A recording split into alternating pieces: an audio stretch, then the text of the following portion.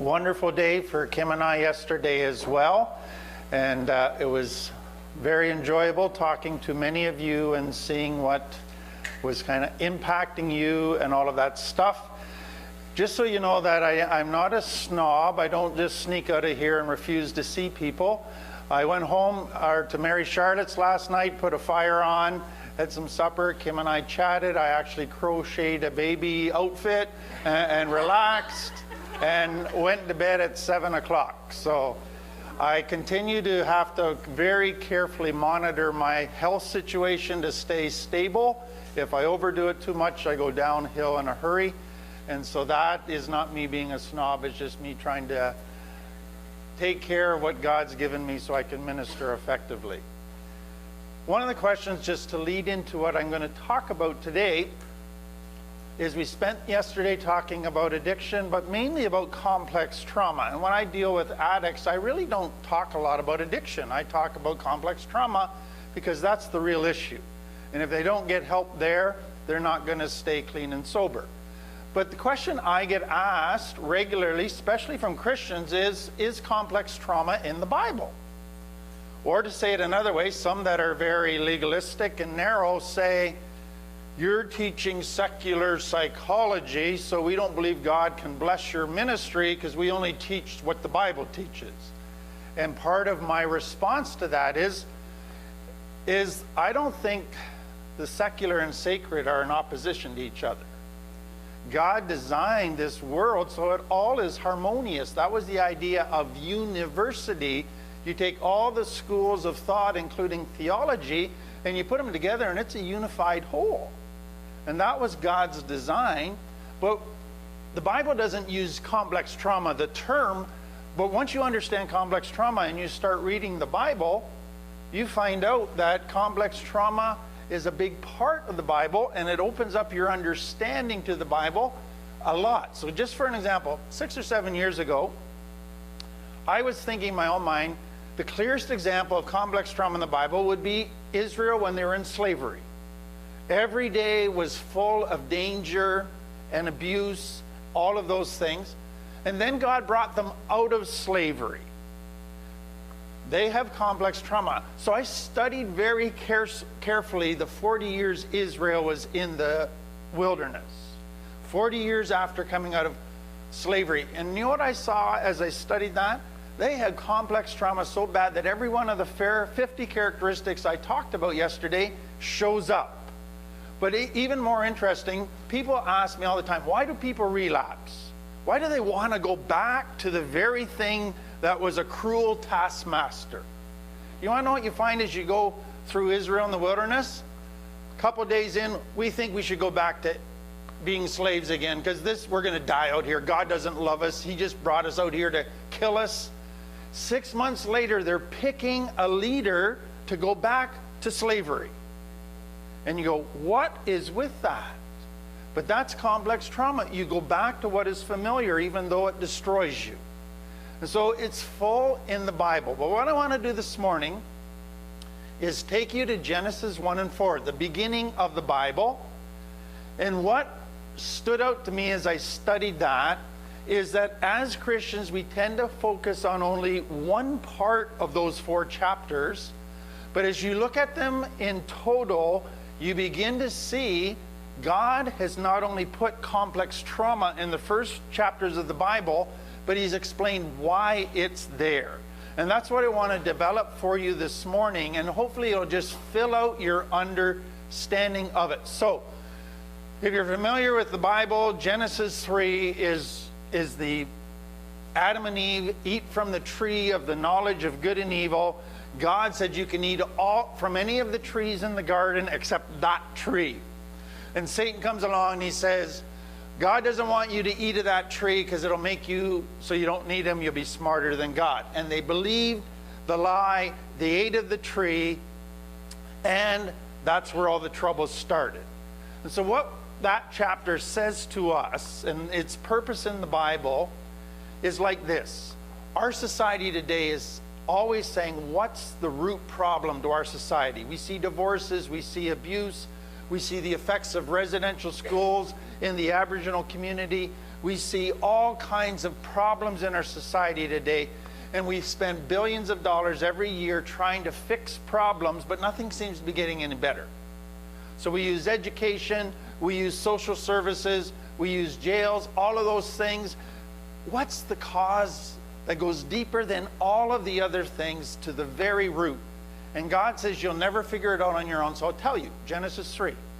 It starts with a spiritual problem. And the problem is this: the tree of the knowledge of good and evil. In Hebrew, that was a figure of speech. And it meant you thought you didn't need God because you were smarter than God.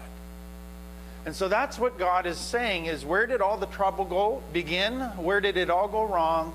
Is that we by nature said, I think I'm smarter than God. And that's what we say in recovery and addiction all the time, is our problem is we think we're smarter than everybody else.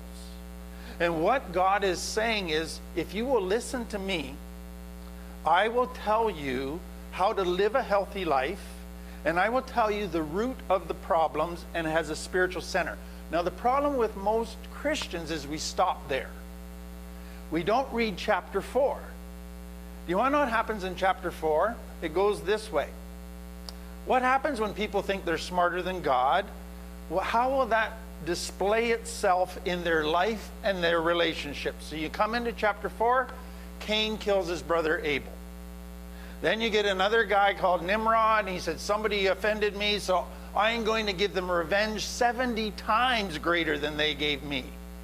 And all of a sudden you see people hurting each other, and people creating a very dangerous world, so they had to move into cities to try to find protection. And so Genesis 4 is saying, when people turn against God, they start wounding each other. And that creates a society with problems. That creates complex trauma. And so the whole beginning of the Bible says, yes, it starts spiritual, but it then moves out to affect everybody. Okay, then what I did after that was say, okay, one of the common things that I deal with all the time as I deal with an addict brand new into recovery is this. They say, I always felt an emptiness in my heart. Like there's a hole there. Something was missing. I don't know what. I tried to fill it with drugs, alcohol, sex, whatever, but it didn't satisfy. Where did that hole come from? What is that about? And if you talk to anybody that grew up in complex trauma, and if you weren't here yesterday, it just means somebody growing up not feeling safe. So they live in fight-flight mode as a way to escape or fight back to protect themselves from getting hurt. And so I began to ask myself, does Genesis 1 to 4 give us a clue as to maybe where the hole in our heart comes from? And again, the danger, as many Christians have said, the hole in your heart is just because there's a spiritual vacuum. And I don't disagree with that, but I think it's too narrow. Because I think what Genesis 1 to 4 says, there's other things that create a hole in your heart. And you need to understand them just as well as the spiritual vacuum. So as I looked through Genesis 1 to 4, I began to write down every need or drive that God reveals in Genesis 1 to 4 that all of us have as human beings. So that's what I want to walk you through very quickly, and then give you some observations and pull it all together. I don't know if you ever thought or asked yourself, why did God create the world in the first place? Why did God create humans? What we are told about God in Timothy in the New Testament is God is forever the fullness of joy. And what that is very interesting to me is we believe that God was 3 in 1, a Trinity. And what we then conclude is that God was forever the happiest in that relationship. And God interacted, the Father with the Son and the Holy Spirit, and they experienced this overwhelming joy. Now let me take that. My wife and I get married. We have a great marriage. We're full of joy. Guess what we want to do? Have a baby to share the joy. And so what God said is, I want to create a world because I've got so much joy that I want others to feel it and to live it and be part of it. And so the first thing that God wired us for is to pursue joy, to pursue happiness, to pursue pleasure. Addiction does it the wrong way, but God has wired us to do that. Now, if you were to look at the decisions you make over any given day, stop and think, how many of them are determined by, will this make me happy? Will this be something I enjoy? Now, if you were to ask me, what would you like for supper, steak or liver?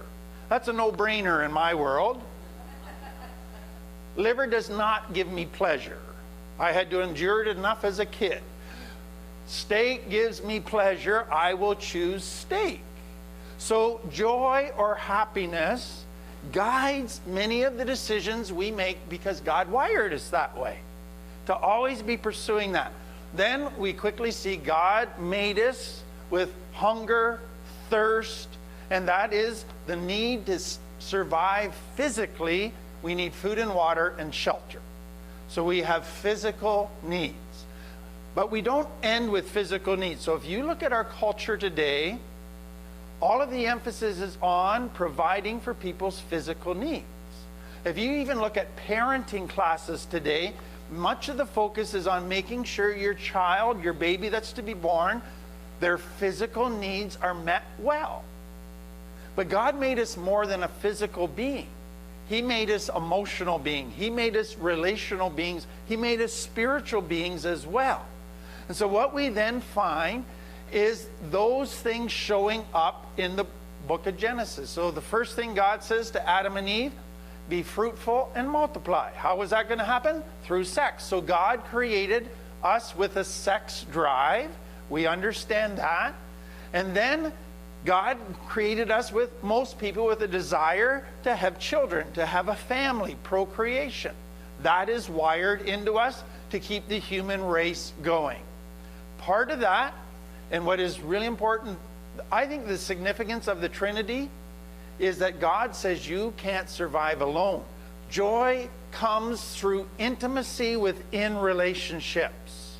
So what does every little child say when they're quite young? I want a friend. We're driven to seek relationships, friendships. And then part of that is we want to feel that we fit in, that we belong. And so a child that doesn't feel like they fit in their family, they feel like the black sheep, they will go and try to fit in. So in my day as a kid, there were the jocks, there were the nerds, and then there were the potheads. Now you get the cokeheads and everybody else. But you tried to fit in, and that was very important, to belong. But at some point in your teens, you get tired of just banter and superficial friendships. You're driven to find an intimate relationship. And God said, for this cause shall man and a woman leave their mother and father, and they will become one.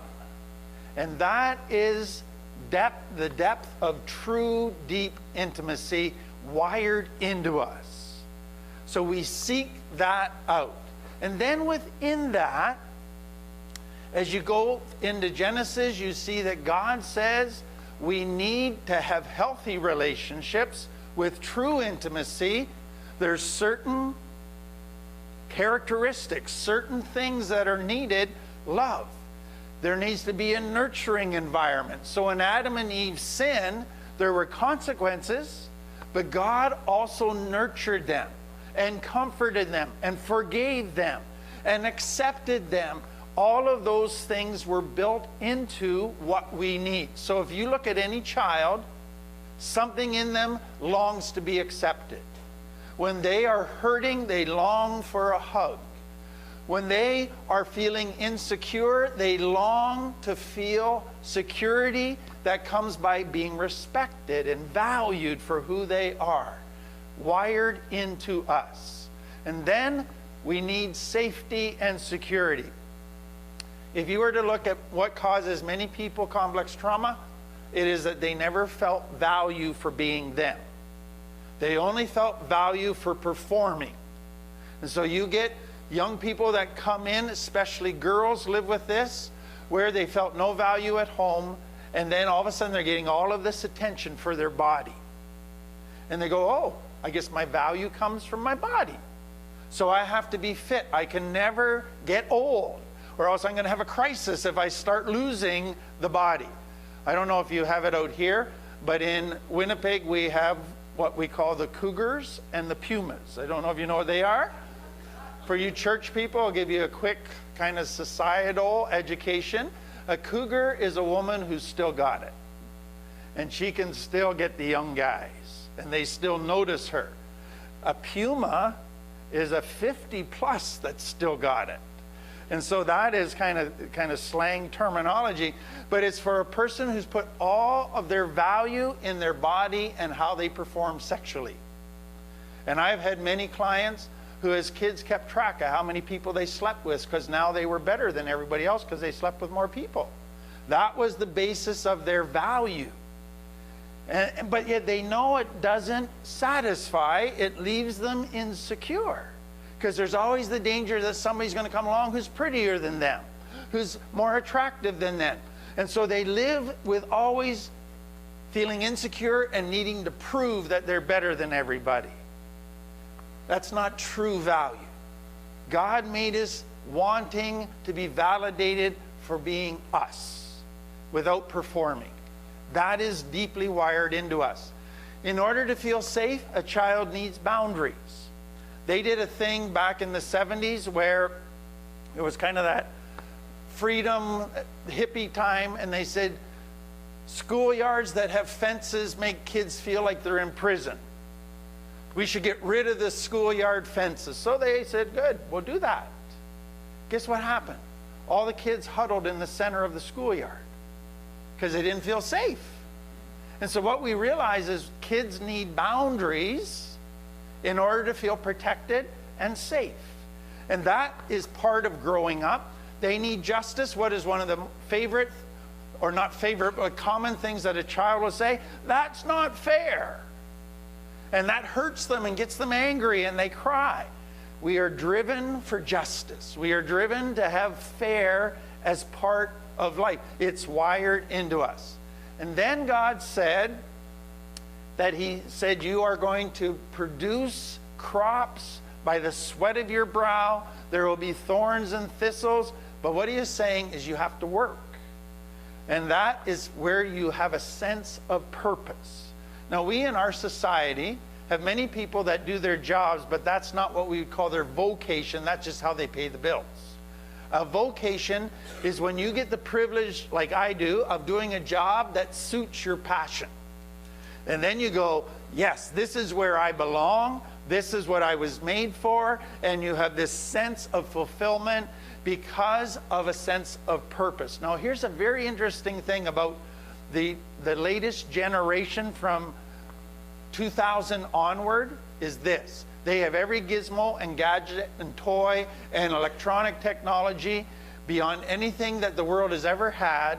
They've got social media that keeps them connected. Do you want to know what the young people of our generation is saying? What is my purpose? Why am I here? I just feel like I'm here for me. And am I indulging my desires? And that feels so empty. And so what they are recognizing is that something deep inside of them longs to make a difference, longs to have a sense of purpose. And so God has given that and placed it in us, and it drives us. And so for many people, they get involved in service opportunities, volunteering type of things where they can make a difference. That is wired in. Flip side of that, though, there's always the danger that we become a workaholic. And so God said, work 6 days, but take the 7th off. Because you need rest. You need balance in life. And we're not good at balance sometimes. And if you, like me, grew up with parents that came out of the Depression, you never wasted time. I never remember once my mom not working. Even when she was watching TV, she was knitting, she was mending clothes. She was constantly doing something, because if you relaxed, you were made to feel guilty. And God said, no, you need to learn to take care of yourself. And that means you need rest. And you need times that are stress-free. That's why I justify going to Hawaii, because I need that. So don't get a resentment at me. But that is an important part of life that is built into us. Our society is now the whole 55-plus generation where you retire at 50. And you know what happens with many people who retire at 50? Why am I here? This is boring. I thought I was going to find this excitement. And they didn't get that vocation and purpose and significance part right. And so they're human doers that their identity comes out of their job, take their job away, and they feel useless. And so that is a big thing. Beauty. God has wired us for beauty. Why do many people love the mountains in Vancouver and BC? The beauty. Why do people travel? They love beauty. Why is art such a big thing? We're wired for beauty. And then the next one I always find fascinating.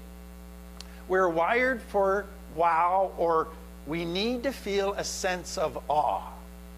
I always like to think when we took our children for the first time in Winnipeg to see the fireworks, and it was Canada Day, and they saw the fireworks and their eyes were as big as saucers, and they were wow. They were just in awe. They almost couldn't put words to it. And what you saw in them is that awe gave them a sense of pleasure that went very much deeper than many other things in their lives. Here's the problem. If we took our children every day for a month to watch the fireworks, guess what would happen on day 30? This is boring. And so what you realize in life is we love an awe experience, but to maintain the awe, we need a greater awe, and a greater awe, and a greater awe. And guess what the beauty of God is? He's the only infinite being, so you can keep getting to know him better and better, and you'll never run out of God.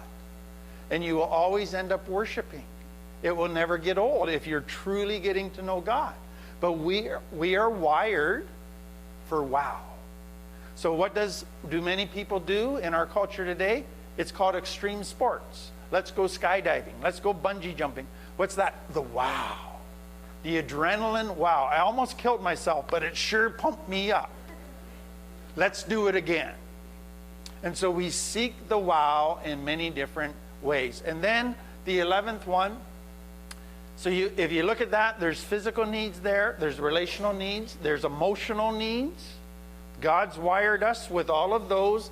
And then number 11, God wired us with a spiritual hunger, a spiritual need for God, and that the experience of something bigger and greater than us. So those are the first 11. And I'm going to give you the 12th in just a minute, but I want to say just a couple comments at this point. Here's how I think of human life and how I think of recovery. If all 11 of those needs that are built into us by God, if they are met consistently, guess what we feel? Joy, contentment, satisfaction. We feel whole and complete. That is the way we were wired. But if one of those is missing, we feel an emptiness. And it doesn't just have to be a spiritual need missing. It can be a physical, it can be an emotional, it can be a relational need. But we will feel an emptiness. Now here's the tragedy of complex trauma. Of those 11 needs, for most people in complex trauma, they may have got the physical ones met consistently, but they never got any of the others. And so they have a massive hole in their heart. Now it would be wrong of me to come to them and say, you just need the spiritual peace and you'll be fixed. No, what I have to do is say, what is recovery? It is getting healthy in all areas. It is learning to meet all 12 needs in a consistent, healthy way. And that is a journey. Because what happens for people who didn't get those needs met in childhood is they also didn't get the tools to know how to meet those needs. So now they come into recovery, they don't have hardly any of those needs met, they don't have the tools to know how to meet those needs, and somebody says, get healthy. That is not something that happens overnight. It is a journey, it is a slow process, but that is what is there. But let me take it a step further. If a person has one or more of those needs not met and they feel this discontent and dissatisfaction, it points out the 12th need. We need contentment. We are wired for contentment. And if we don't have a need met, we feel discontent. And here's the next part you have to understand. Our brain was wired for contentment. And if there's one bit of discontentment in us, our brain cannot relax. Our brain becomes antsy. And what our brain begins to do is to say, what could I do to find contentment? What am I missing? What do I need to do to feel complete? And it's exploring options. And that's what the brain begins to do. And for people who don't know and never have been taught how to meet their needs, their brain goes squirrely. Because it is looking for solutions. It is trying all kinds of different things. And what I'm going to show you, the things that it tries seem to work, but they don't really work. So, a person is set up for addiction, not just to drugs and alcohol, but to gossip, to food, to sleep, to sex, to all kinds of different things when one or more of those needs aren't being met in their life. They get discontent and their brain begins to explore options. And so what begins to happen is two different things. Now, I need to point out, for a little child, all of this is happening at a subconscious level. They're not saying, oh, I feel discontent. Their brain is just operating without them being consciously aware of what is happening. So number one, what God did in order to get us to meet our needs is He made the fulfillment of a particular need satisfying. He gave us pleasure. So if you eat food when you're really hungry, you sit back and rub your tummy and you go, oh, that was so good. So God made the fulfillment of needs pleasurable things. But He put boundaries on what was the right or healthy way to meet that need. So there's a healthy way to use food, which is to meet physical needs. But when we meet the physical needs, it has a joyful, emotional experience. God did not give us food to meet sadness or stress or frustration or anger. So there's a boundary on healthy use of food, and outside of that is unhealthy use of food. So guess what happens? A child, let's say a 3-year-old, doesn't have 11 of those 12 needs met. They're in complex trauma in a more severe way. One day, grandma offers them some chocolate ice cream.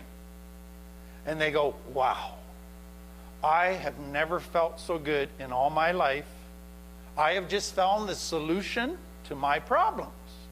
I need to eat chocolate ice cream all day, every day. And then they go a little bit further, get their teens, and they find sex. And they go, forget ice cream. I just found the pot at the end of the rainbow. This is the solution I've been looking for. I have never felt so happy, so complete in all of my life. And so what the brain does is takes one of the pleasurable needs that God has given us and overindulges it. And it goes outside of His design for that need. And that, when I teach this to addicts, I go, think back before you ever found drugs and alcohol. What was your first addiction? Because that's what this is. You just developed an addiction to chocolate ice cream. You just developed an addiction to sex. And the light bulbs go on. And they go, wow, I was an addict from 3 on because I loved chocolate ice cream and I used it to feel better about everything. And that was their thing. So, but here's what they find. It's like salt water. It seems to satisfy your thirst, but it just makes you thirstier. And that, when you step outside of God's design, it seems to work, then it backfires. And it makes the hole in your heart even bigger. And so then there's a second part of this, and that is what can happen is the brain wires get crossed. And here's what I mean. So let's say a kid is sad, and like many grandmas did 50 years ago, they go, here's a cookie. That'll make you feel better. And so now what they understand is if I have a hurt, an emotional hurt, the solution is physical food. And they begin to try every time they're hurting to solve it with food. Or a person is really lonely. And then they long for intimacy, they long for relationship, and so they have a one-night stand or they pick up pornography and they go, the solution to loneliness is a one-night stand. They try to meet a need which calls for intimate, healthy relationships, but the one-night stands seem to fix that need so the wires get crossed. And that is what happens for many, many people as they go along, is they begin to think, I meet emotional needs through physical activities. And they get very confused. And so what has to begin to happen is people need to get taught, how do I meet those needs that God placed in me that are so powerful? I've been meeting them the wrong way, either outside of healthy or I've got the wires crossed. I need to have a process of beginning to understand how to take care of the needs placed in me the right way. And that is the journey of recovery, is learning how to meet God-given needs the right way. So I tell clients, true recovery isn't about really not about not using. True recovery is learning how to be healthy. Learning how to meet the needs God placed in me. And if I do that, I end up with joy. Now I have to make a distinction here. I ask clients all the time, what's the difference between joy and happiness? And they scratch their heads and look blank. So let me explain it this way. And this is kind of my easy to remember version. I say happiness is based on happenings. In other words, happiness is based on circumstances or my external world. So what does our society teach us? If you're not happy, we go, if only I had more money.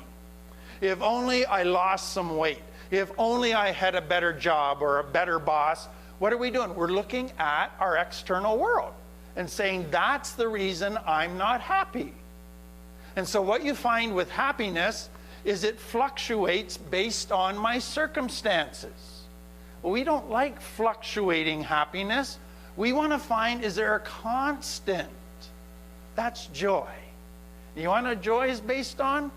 Having a healthy internal world. It is having my spiritual needs met in a healthy way, my emotional needs met in a healthy way, my relational needs met in a healthy way, my physical needs met. When I am meeting all of them, I have completeness, I have joy. And guess what then happens? It doesn't matter if my outside world and the circumstances are kind of crappy, because my happiness or my joy doesn't depend on that.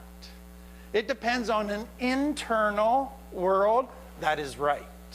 And that is the difference. And so our whole culture is gone in the direction, and addiction takes it to its nth degree, that you can be happy if you have a good job, lots of money, and all of the external world is perfect.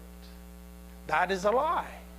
You want to know, I don't like many things about addiction, but here's the one thing I like. You could have a person who has complex trauma and is following the world's lie, and they're getting more money, and they're planning on retiring early, and they're going to move to Gabriel Island because it's an ideal little Garden of Eden kind of thing, and they're going to be happily ever after, okay? Our whole society is doing that. You know what? They could live the rest of their life and die hanging on to that lie. They might not be very joyous, but they'll have pleasure, and it'll fluctuate. You want to know what addiction does?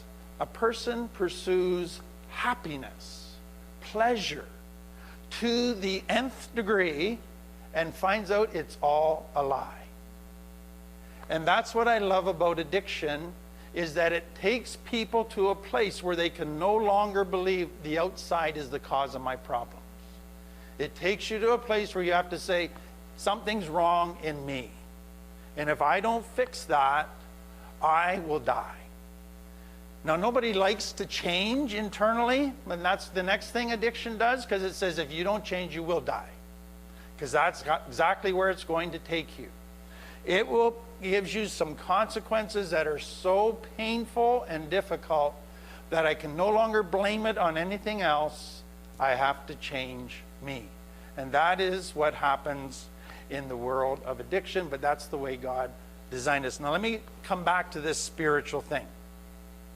If you look at our world today, we would put physical needs as number one priority, then emotional and relational needs as next, and then spiritual, well, if you want to, it's not a big deal. It's the least important. God says, love the Lord with all your heart, soul, mind, and strength is the greatest commandment. Now, it's not like God's some egomaniac and he says, everybody worship me.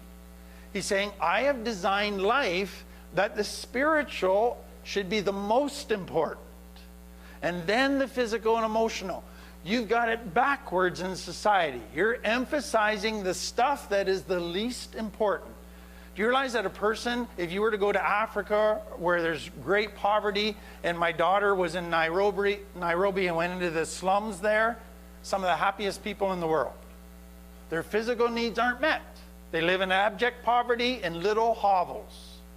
But their spiritual needs are right. Their relationships are right. Their emotional needs are right. There's joy. Physical is the least important, but that's what we've made the most. And God says the most important is the spiritual. Now, here's how I think in pictures, as you've probably figured out. Two ways that I look at it. Yesterday I talked about our solar system. And so the sun of the solar system, God is saying, needs to be God. And then we revolve around that. And what that means is that everything we do, we take our cues from God. Our priorities, we take our cues from God. That's number one. Number two illustration is I think of a baby with an umbilical cord. And what happens in idolatry when we look to other things other than God to give us life is like a person takes the umbilical cord that got cut from mom but still is there, and they plug it into sex and they say, give me life. I'm going to draw my life and my completeness from you. It doesn't work. It looks like it, but it's like salt water. God said, here's what you do. You come into the world and you take your umbilical cord and you plug it into God. And you say, I'm going to draw the deepest nourishment for my soul from you. Then I will take care of my physical needs through relationships and being responsible. But the heart of what keeps me alive is plugging into you and placing you as the main source of my life.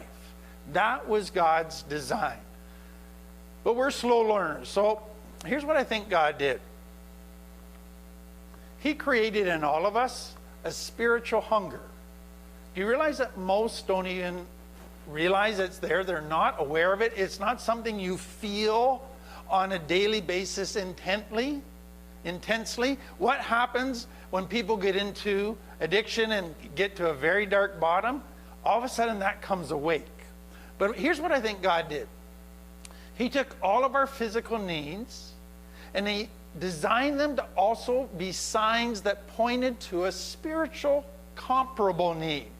So we sit down and we feel hunger.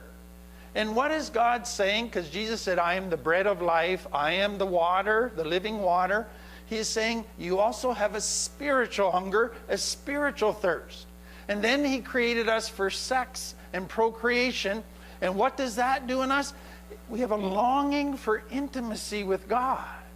We have a longing to reproduce ourselves and make disciples. Not just little physical children, but spiritual children.